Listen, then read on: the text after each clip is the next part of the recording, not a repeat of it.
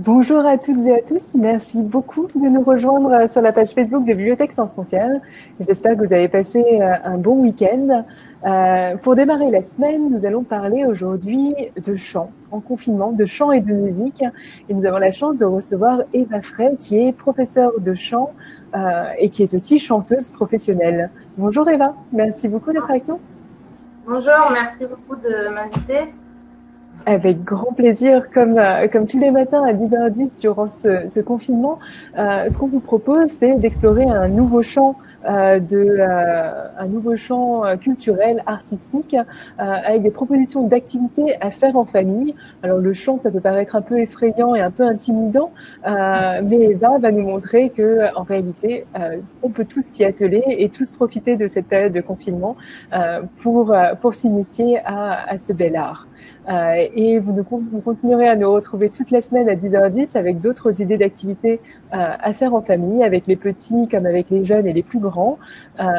Et nous recevrons également des conférenciers, des chercheurs qui viendront nous parler de leurs travaux sous un angle qui est adressé au grand public et un angle qui, je l'espère, suscitera des pistes de réflexion pour vous. Nous avons la chance de recevoir un philosophe demain à 17h30 pour parler de l'ennui et de l'ennui vu par Pascal, sujet approprié en période de confinement. Et jeudi, nous recevons un historien qui viendra nous parler de la période du régime de Vichy en France et de la façon dont on l'a raconté dans nos manuels d'histoire depuis 1945. Mais sans plus tarder, je vous propose qu'on rentre dans le vif du sujet aujourd'hui sur la musique et le chant avec Eva, qui est professeure de chant et chanteuse. Eva, merci encore d'être avec nous aujourd'hui. Je suis sûre qu'on aura plein de questions, donc j'invite les personnes qui nous regardent à ne surtout pas hésiter à les poser dans les commentaires du live. On prendra le temps à la fin de les regarder, de les relayer à Eva, et je suis sûre qu'elle y répondra avec brio. Et pour celles et ceux qui souhaitent retrouver cette vidéo, vous pourrez la revoir après le live sur notre page Facebook, Bibliothèques sans frontières, ou sur notre site internet www.bibliosansfrontières.org pour la France et www.bibliosansfrontières.be pour la Belgique. Et merci à notre partenaire Facebook de nous relayer sur la page #ensemble à la maison. Alors, assez d'introduction. Eva, dis-moi, tu es professeure de chant et tu es chanteuse. Et avec d'autres artistes, vous avez continué à pratiquer la musique en groupe durant ce confinement. Tu donnes aussi des cours de chant à des professionnels, mais également à des amateurs. Qu'est-ce que la musique, toi, personnellement, apporte à tes collègues, apporte à tes élèves durant cette période de confinement? Eh ben, écoute, ça nous aide à lutter contre l'ennui, justement, vu que tu en as parlé en introduction. C'est la musique, personnellement, moi, ça me permet de tenir dans ce confinement. C'est quelque chose qui occupe mon temps, qui occupe le temps de mes collègues musiciens et aussi de mes élèves, évidemment. Surtout, il y a quelque chose qui est intéressant parce que comme le temps a un peu changé, hein, comment on organise notre temps dans notre journée, tout d'un coup, je me suis remise à beaucoup écouter de musique et pas seulement à l'entendre, mais à l'écouter.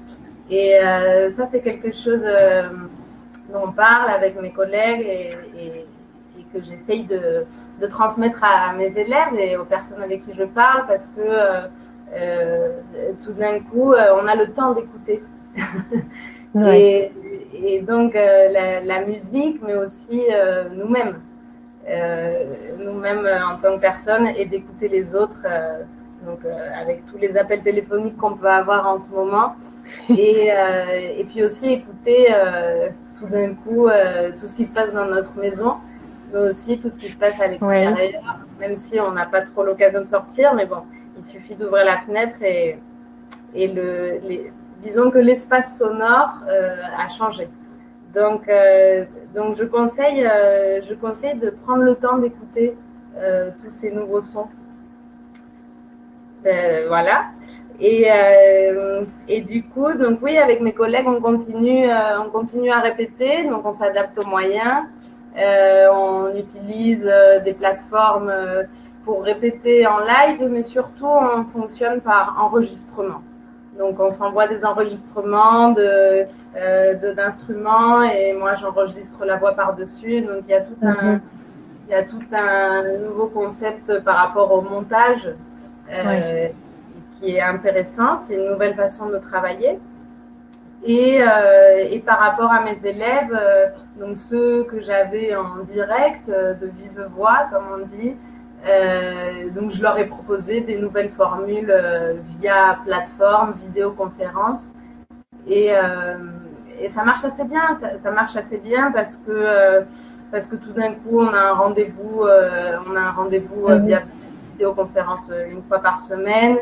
Et on partage les musiques qu'on écoute, on partage nos enregistrements et à un niveau pédagogique, c'est intéressant, ça nous fait découvrir d'autres choses. Disons qu'on s'adapte, on s'adapte. Et dis-moi, est-ce que c'est une activité qu'on peut faire en famille, même si on n'a jamais pratiqué la musique auparavant, par exemple? Ouais, bien sûr. Donc, par rapport, c'est pour ça que je mettais l'accent sur écouter, parce que tout d'un coup, en famille, est-ce qu'on sait quel morceau nous plaise à nous et quel morceau plaise aux membres de notre famille. Donc, c'est un moment pour partager les choses qui nous plaisent. C'est un moment pour prendre le temps de les écouter ensemble, par exemple, simplement. Et bien sûr, si on veut aller plus loin, tout d'un coup, on peut écouter des morceaux qui nous donnent envie de danser ensemble, qui nous donnent envie de chanter ensemble par-dessus le morceau.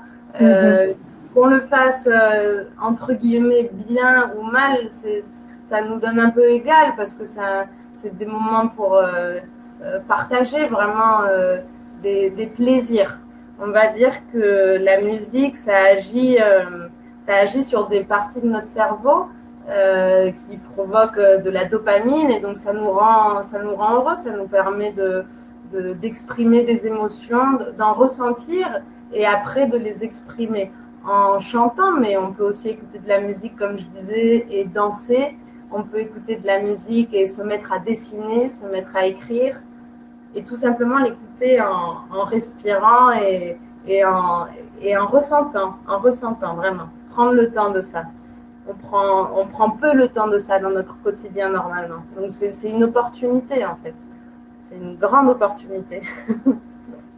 Et tu disais, peu importe si on a l'impression de chanter bien ou mal, j'ai l'impression que tu vois, le chant, ça peut être particulièrement inhibant parce qu'on peut se dire qu'on n'a pas une belle voix, qu'on ne chante pas juste. Est-ce que tu aurais des conseils à donner à ceux qui ne se sentent pas forcément à l'aise et n'osent pas se lancer? Ouais, il y a une image qui m'est venue en réfléchissant à tes questions. Tout d'un coup, une image qu'on a presque tous vécue, une sensation plutôt, quand on va plonger pour la première fois dans une piscine, et ben on va avoir peur de plonger parce qu'on ne sait pas le faire, parce que ça impressionne. Et peut-être qu'on va se faire un petit peu mal en atterrissant la première fois. Mais une fois qu'on est dans l'eau, c'est merveilleux, surtout quand il fait très chaud. Donc je dirais, lancez-vous, jetez-vous à l'eau. Et donc, par rapport à l'écoute, justement, si on revient un petit peu sur comment on fait pour parler les premiers mots qu'on dit quand nous sommes des bébés, on imite ce qu'il y a autour de nous. Et tout d'un coup, si on se met à écouter de la musique et qu'on se met à jouer, à l'imiter, et ben petit à petit, on va y arriver. Donc petit à petit, on apprend à parler dans un langage qui est le langage musical, qui n'est pas le langage des mots, mais le langage musical. Donc vraiment, parce qu'il y a cette peur, mais dans beaucoup de disciplines, cette peur de se tromper. Plus que la peur de chanter, c'est la peur de ne pas y arriver, de ne pas bien faire. Et c'est une erreur parce que c'est une très grande erreur d'ailleurs que l'on vit tous dans notre société parce que il y a cet objectif de on doit faire le mieux possible tout le temps. Mais pour faire quelque chose de bien, eh ben, il faut d'abord commencer par faire. Ouais. Essayer de s'enlever ce blocage, ce jugement de je sais pas faire, on m'a dit que je chantais faux. Non, il faut faire, il faut faire, il faut faire. Il faut chanter faux pour pouvoir Exactement. chanter juste après, tu vois. Il y a vraiment quelque chose de cet ordre-là à changer un peu cette perception de bien faire ou mal faire. Euh, et être proche de cette sensation de, au lieu de se dire je fais bien, je fais mal, est-ce que quand je fais, je prends du plaisir, tu vois? Ouais. Est-ce qu'il y a par exemple cette expression de chanter sous la douche? Bon, j'imagine que les personnes, moi je ne chante pas sous ma douche, mais j'imagine que les personnes qui chantent sous leur douche, ben, parfois ça ne doit pas être très très juste, mais elles doivent prendre beaucoup de plaisir. Continuer et continuer. Ouais, tu sais, ce que tu dis me fait penser à quelque chose qu'on prône beaucoup, qu'on prêche beaucoup, nous, sur les questions d'éducation et d'éducation numérique, notamment, le droit à Ouais, l'erreur, en se disant on ne peut pas apprendre si on ne fait pas d'erreurs. Le fait de faire des erreurs fait partie du mécanisme d'apprentissage, c'est parce qu'on se trompe, qu'on sait ce qui marche et ce qui marche pas. Et finalement, tu vois ce que tu dis à propos de l'apprentissage chez l'enfant, les enfants n'ont pas encore tout un tas de construction qui les empêche, qui les inhibe, qui les empêche d'expérimenter. Et un enfant, avant de réussir à faire quelque chose, fait plein d'essais avant de parvenir à y arriver. Donc, c'est quelque chose qui nous parle beaucoup aussi. Et c'est vrai que parfois, on a tendance à l'oublier sur d'autres sujets et on se laisse submerger par ces craintes sociales. Alors que ouais. là, en période de confinement, normalement, voilà, on est on peut se créer un petit cocon, une atmosphère bienveillante avec des amis, avec ses enfants, avec ses parents et essayer de tenter des nouvelles choses. Oui, tu as complètement raison, c'est très intéressant ce sujet-là sur l'éducation. Et d'ailleurs, ce qui est intéressant par rapport, si on revient au chant, c'est, mais sur pareil, n'importe quelle discipline, tout d'un coup, les enfants deviennent presque nos professeurs. Hein. Mhm. Euh, et, et, et, donc, comme on est en famille et qu'on est proche d'eux, mais je suis sûre que, enfin, de toute façon, je suis sûre que beaucoup de familles se sont mises à faire des choses avec leurs enfants et que leurs enfants leur font du bien. Tu Mhm. vois, pour justement lâcher prise du Ouais. jugement dans lequel on vit quand on est adulte finalement. Les enfants, ouais, sont nos professeurs. C'est génial. N'hésitez surtout pas à poser vos questions à Eva. Profitons du fait qu'on a la chance d'avoir une professionnelle de la musique et une professeure de chant, une chanteuse en direct pour lui poser les questions. Donc, n'hésitez surtout pas. Eva, dis-moi, est-ce que tu aurais des idées d'activités qu'on peut faire à la maison, en famille, pour s'initier au chant ou à la musique? Des choses simples que tout le monde peut tenter. Bien sûr. Donc, donc, comme je vous disais au début, le fait d'écouter, tout d'un coup, de se dire, tiens, on va faire la playlist de la famille. Alors, essayer de trouver des morceaux que l'on aime en commun. Sûrement qu'on va pas être tous d'accord.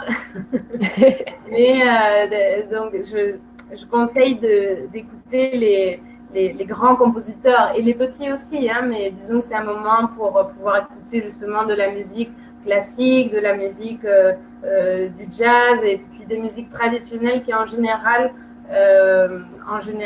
on va trouver des points d'entente parce que c'est des très belles compositions. Et donc, à côté de ça, donc comme je disais, il peut y avoir des petits moments de bien-être entre tous. Hein. Donc, on se met une musique qui nous donne envie de danser, on se met Mhm. à tous danser. Et à partir de là, on peut dire, tiens, on va faire comme si on dansait sous l'eau. Donc, du coup, les mouvements commencent à changer. On va faire comme si on dansait et que le sol tremblait. Donc, tu vois, des espèces d'activités comme ça peut être, c'est infini, on va dire, comme Absolument. activité. Et si on écoute des musiques plus calmes, on peut faire des étirements, on peut dire une personne se met au milieu et on lui fait des petits massages, donc des choses comme ça, de se donner de l'amour. Donc ça c'est quelque chose qui est très sympa. Et après, on peut mettre une musique avec un rythme assez lent et essayer tous ensemble de taper la pulsation de cette musique. Donc là, encore une fois, si on n'a pas de notion musicale, au final, quand on écoute, on a toujours, on va réussir à taper le rythme ou à taper des pulsations qui ont à voir avec le rythme. Ça, c'est pas grave, encore une fois.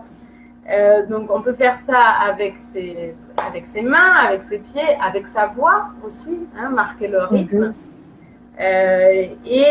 Donc ça avec des morceaux qu'on écoute. Je continue là-dessus. On peut choisir un morceau ensemble et avec sa voix, avec des percussions donc corporelles, ou avec un instrument qu'on a à la maison, donc un instrument de musique ou des instruments tout d'un coup qu'on invente. Hein. D'accord donc là, vous avez plein de choses chez vous. On peut se mettre à jouer par-dessus.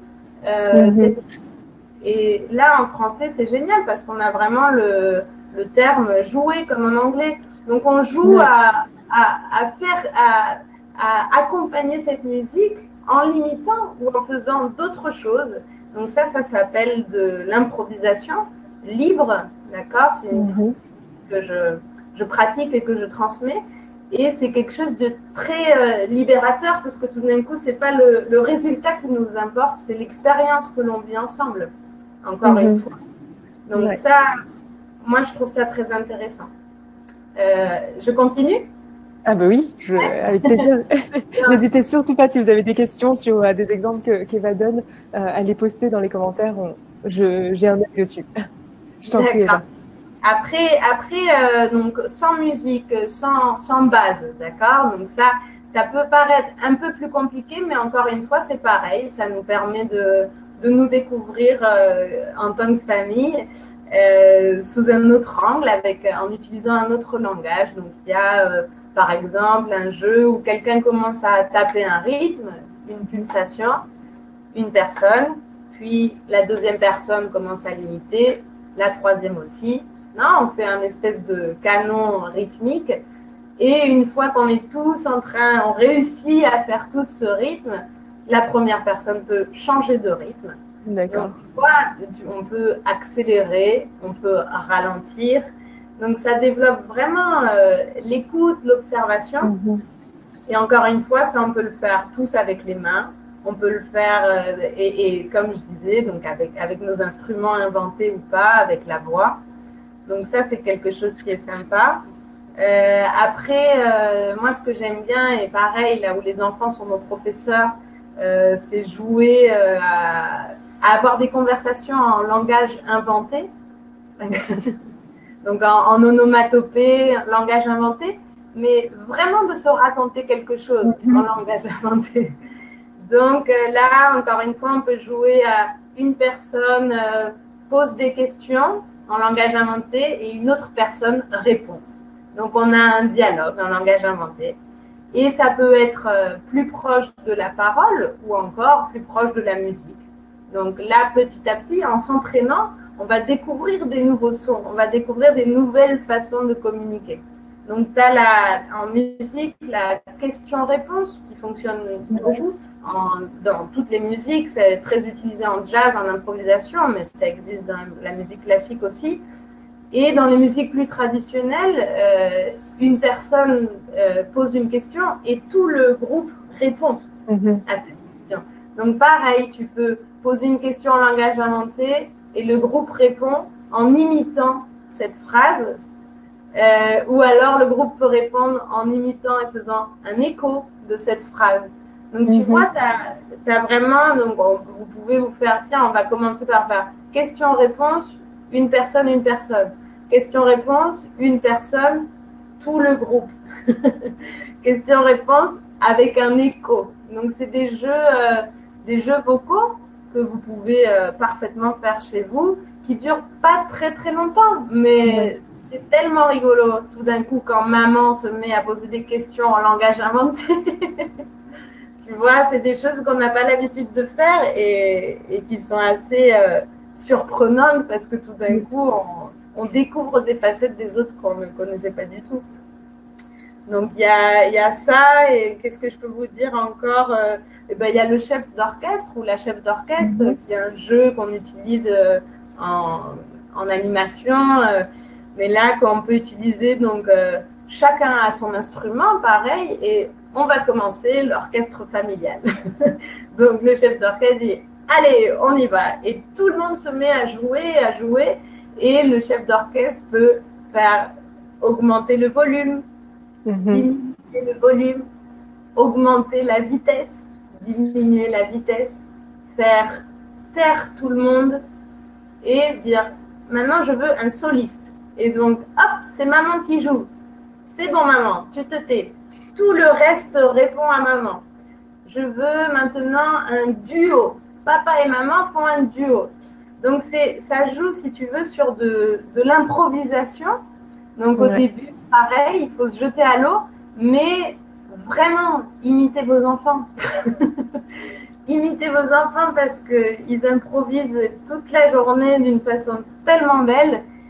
Et au final, nous aussi, on improvise toute la journée parce que là, moi, j'ai beau avoir des notes écrites sur ce que je veux te raconter et vous raconter à toutes et à tous, mais je suis en train d'improviser avec toi. Et ma façon de parler, elle a un rythme et elle a des notes aussi. Donc en fait, tout le monde sait improviser, sauf qu'on ne nous le dit pas. on nous le dit peu, trop peu. Voilà. On a tendance à l'oublier. Yvan, on a quelques questions dans les commentaires. N'hésitez surtout pas à continuer à poser vos questions à Eva.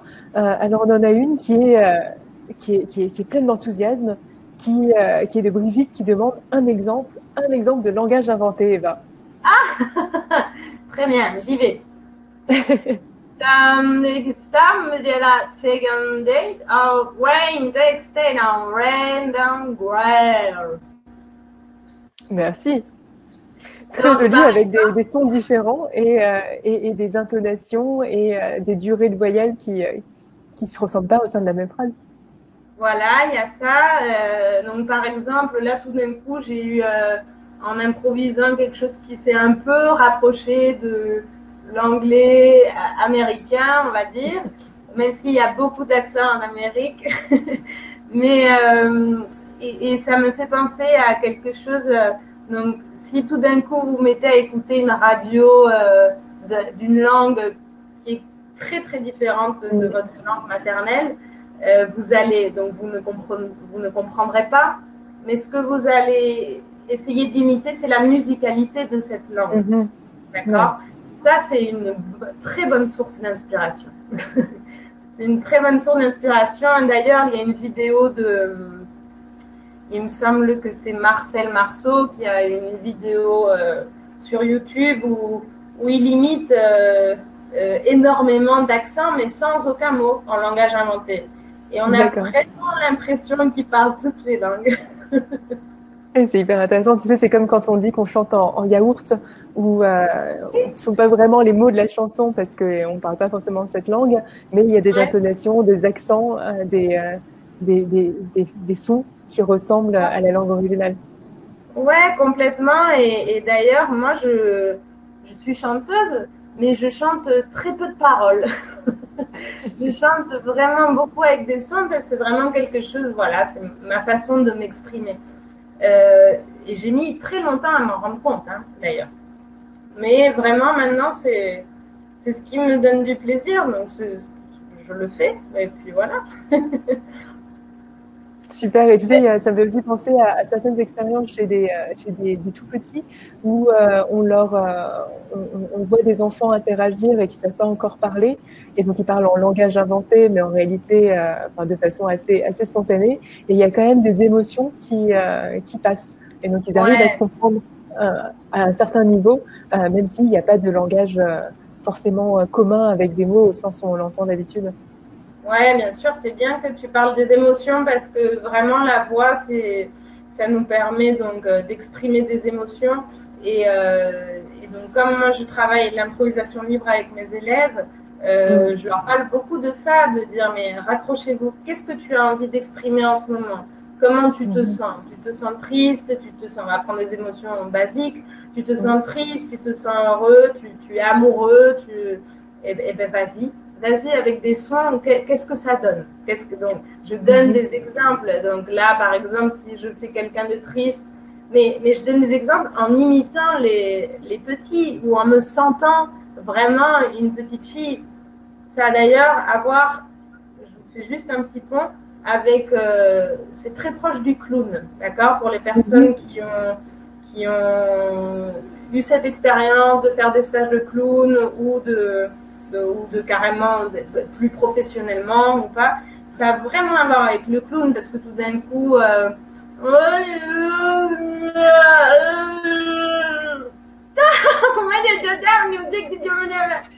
non, il y a quelque chose qui a à voir avec le clown et on se rend compte que chaque émotion a un certain rythme aussi, tu vois, un rythme intérieur. Et on se rend compte quand on commence à écouter de la musique, vraiment, comme j'en parlais plusieurs fois avec toi, on se rend compte que la musique qui est un peu plus accélérée, elle va nous transmettre quelque chose de joyeux ou quelque chose d'énervé ou quelque chose de passionnel et plus calme, mélancolique, triste. Donc vraiment, c'est le même langage en fait, si tu veux. C'est la même façon de s'exprimer, de communiquer et de communiquer. Super. Dis-moi, on a une autre question de Pierre-Henri qui te demande comment ça marche chanter en bougeant. Ah comment ça marche chanter en bougeant? Donc, merci Pierre-Henri. Bonne question. Moi, je reprends un petit peu mon expérience personnelle. Donc, j'ai étudié au conservatoire et il y a vraiment eu pendant beaucoup d'années le fait que je devais chanter sans bouger, en bougeant très très peu. Et ça a terminé par me bloquer. Et d'ailleurs, j'ai arrêté. J'ai arrêté pendant quelques années. Et après, me suis rapprochée du yoga,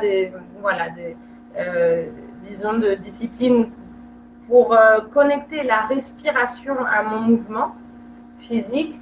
Et une fois qu'on arrive à connecter vraiment, à penser que le moteur du mouvement est la respiration, hein, donc pour prendre un exemple simple, là on voit ma tête, donc si tout d'un coup j'inspire et ça fait tourner ma tête, d'accord?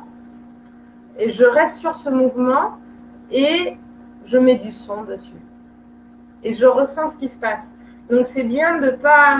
Je ressens ce qui se passe et en général, je vais ressentir quelque chose d'agréable et je vais me sentir libérée. Je vais me sentir libérée de tensions corporelles dont je n'étais pas consciente en fait. Et ça, on va dire ça pour commencer. Pour commencer sans avoir de professeur, vous pouvez essayer un mouvement très simple de tourner la tête en respirant et après de chanter une chanson toujours avec ce mouvement. Et vous allez voir que c'est étrange parce que tout d'un coup, il y a des sons qui ne vont pas sortir, il y a des sons qui vont sortir, vous allez découvrir des nouvelles sensations et plus vous le pratiquez et plus vous allez pouvoir découvrir que votre voix va s'élargir. Merci beaucoup, Eva. Et dis-moi, tout à l'heure, tu parlais du fait qu'on pouvait partir d'inspiration pour se lancer, notamment en s'inspirer en regardant les enfants. Est-ce que tu as des conseils pour trouver justement cette inspiration si on ne sait pas par où commencer pour faire une activité musicale? Alors, donc il y avait deux petites activités qui me restaient. Donc c'est celle qu'on connaît le plus, c'est chanter sur un karaoké. Non, il y a plein de karaokés sur Internet maintenant. Et donc, ça peut être quelque chose auquel on se raccroche. juste faire un petit peu attention parce que un karaoké va être dans une certaine tonalité, c'est-à-dire en Ouais. général la tonalité du chanteur, donc les notes qu'utilise le chanteur Mm. original, on va dire. Et c'est possible que nous, ça nous aille pas, d'accord? Donc Ouais. ça veut pas dire qu'on n'y arrive pas, qu'on ne sait pas chanter, mais ça veut dire comme on est une personne différente à ce chanteur ou cette chanteuse, eh ben, on a besoin de le chanter avec d'autres notes. Donc déjà, pour pas être frustré là-dessus. Donc si ça marche pas avec un morceau, essayez avec un autre, il y aura forcément un karaoké qui sera adapté, plus adapté à vous. On peut chanter par-dessus une chanson aussi. Ça, on se met les casques, on écoute la chanson et on chante à tue-tête, parfois sans s'entendre, mais ça libère. Qu'est-ce que ça fait dire? Donc pour commencer, des choses un peu plus proches de ce qu'on a l'habitude de faire. Et après, vraiment, mettez-vous de la musique que vous aimez et mettez-vous à essayer de voir comment elle vous fait bouger. Comment elle vous fait bouger au rythme de la musique, donc très rapide, ou si c'est un rythme rapide, mais après en changeant un peu les rythmes. Comment ça fait quand vous bougez lentement. Et en même temps, donc c'est une dissociation en musique, on parle beaucoup de dissociation, c'est d'ailleurs ce qui fait du bien à notre cerveau et à notre corps dans sa globalité, de respirer, prendre conscience. Donc là, c'est plus pour les adultes qui peuvent le transmettre à leurs enfants, évidemment, mais vraiment prendre conscience de comment je respire en écoutant cette musique. Parce qu'on a besoin pour chanter d'avoir une respiration fluide, une respiration continue, d'accord? On doit essayer d'observer les moments où on se met en apnée. Ça nous arrive beaucoup. Ça nous arrive beaucoup. Et les moments où on arrive à laisser fluir, non? À laisser la respiration circuler. Donc, je parle beaucoup d'une image à mes élèves, l'image des vagues. Donc, si tout d'un coup, c'est important l'imaginaire en chant. C'est très important en chant, en théâtre, en général dans ces disciplines. Donc, et en musique aussi. Donc, les vagues, si tout d'un coup ma respiration, ce sont les vagues, si je pense aux vagues, tout d'un coup, c'est vachement plus facile de respirer sans se mettre en apnée. Et je ne me rappelle plus la question, mais je vais sur autre chose.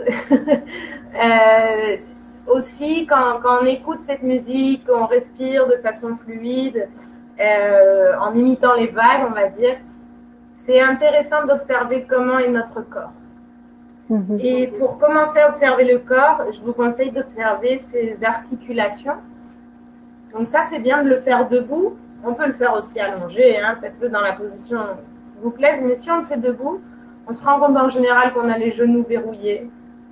On se rend compte qu'on a les épaules un peu crispées, qu'on a le cou crispé. D'accord? Donc, c'est vraiment quelque chose où, si on pense que la respiration passe dans tout notre corps, ça nous permet de nous détendre. De nous détendre.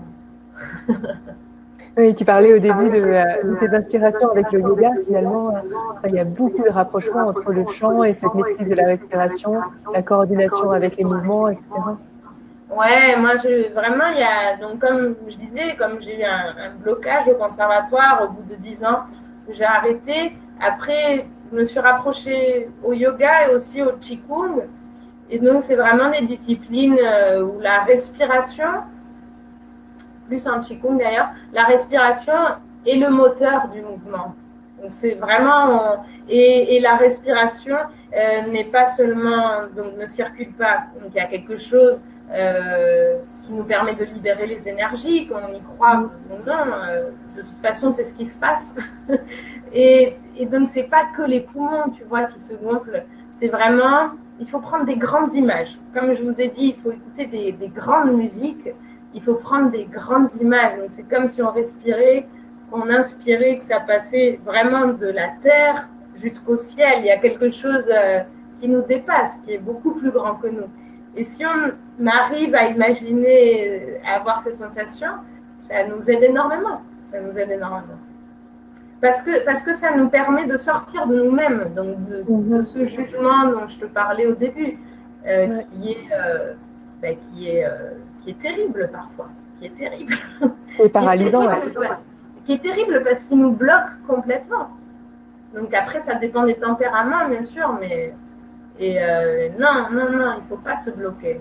Enfin, il ne faut pas se bloquer, il faut observer le blocage et essayer de le contourner.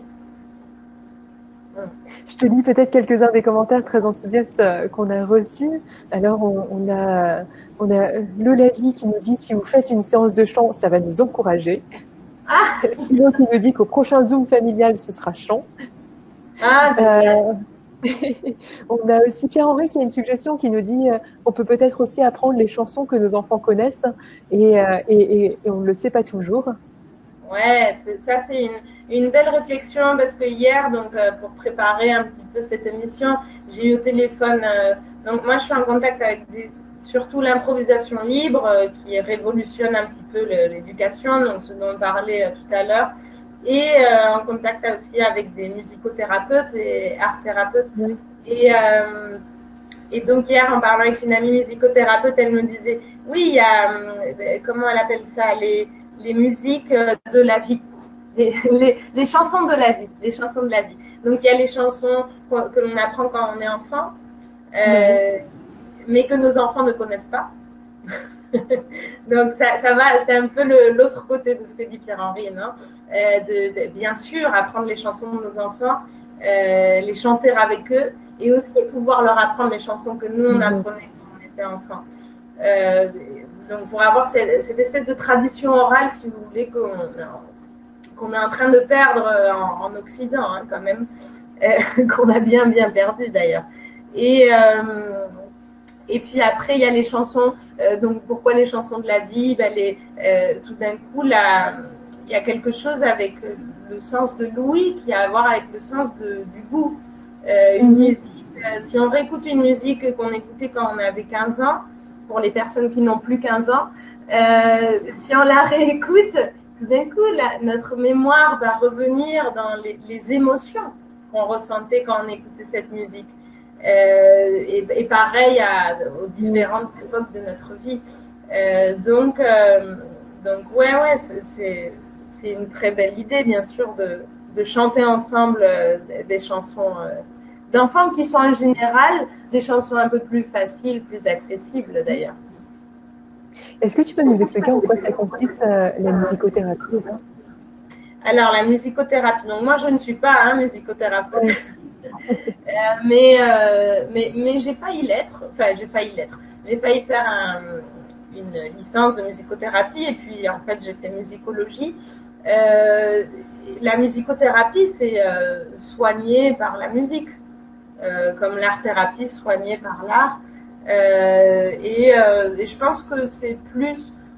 pour moi, ça a plus à voir avec une philosophie d'ailleurs qu'une thérapie vraiment. Donc c'est tout ce côté-là où tout d'un coup, qui fait le lien avec l'improvisation libre, hein, de ce dont je te parlais, on fait une orchestre familiale et on prend un instrument, celui qu'on a envie, si on a à la maison, ou des instruments inventés, ou la voix, et on se met tous à jouer en improvisant, sans avoir rien défini.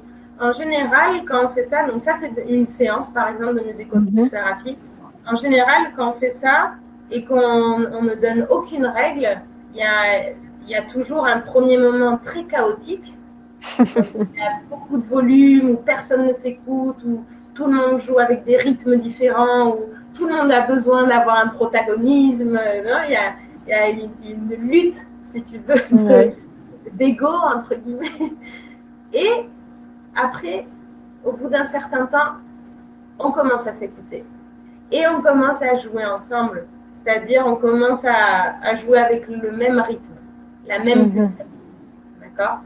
Et ça, par exemple, c'est merveilleux. Moi, donc, je pratique l'improvisation libre et dans un collectif où on se maintenant j'y vais un peu moins souvent, mais disons qu'eux ils se voient toutes les semaines. Donc, c'est des adultes, hein, je parle d'adultes. Ils se voient toutes les semaines et ils improvisent librement. Ils enregistrent les sessions ils font un montage et ils le réécoutent. Et en fait, c'est une façon aussi de... Ça, c'est quelque chose de très important que je voulais dire aussi. C'est une façon de se connaître et de connaître les personnes avec qui on partage ce moment. Moi, je crée des amitiés avec ces personnes qui sont immenses alors qu'on se connaît depuis très peu de temps, mais parce que ça a à voir un petit peu avec la transe. Tu vois, il y a un moment donné où quand tu réfléchis plus, quand tu fais de l'improvisation libre sur le qui-vive, sur le moment, au bout d'un moment, il y a des choses qui sortent de toi, voilà, que tu ne connaissais pas, que les autres non plus. Et pareil pour ce que te donnent les autres. Donc, ce que je peux te dire un petit peu par rapport à l'improvisation libre et la musicothérapie. Génial, merci, merci beaucoup Eva. Je crois que tu as fait plein d'émules et que tu as beaucoup de fans, beaucoup de fans qui vont s'y mettre. Pierre-Henri qui dit tout le monde peut faire de la musique en chantant, ça ne coûte que le plaisir que ça donne. Ken qui dit en anglais, je traduis, ravi de voir de la musique sur BSF. Chanter en famille, c'est la façon dont les cultures nous libèrent, nous soudent ensemble. Tout le monde se construit les uns les autres. Et Guylaine qui dit je suis pour une démonstration de séance de chant en famille, même réduite, pour que nous nous en inspirions. Et dis-moi, j'ai une question de Stéphane, alors qui demande, excuse-moi, pardon. Excuse-moi, mon téléphone sonne en même temps et les aléas du direct, du coup j'ai perdu ma question. Stéphane qui demande savez-vous comment le réseau social TikTok fonctionne pour le karaoké? Il me semble qu'à la base, il a été créé pour cela. Redis-moi la question, je n'ai pas compris.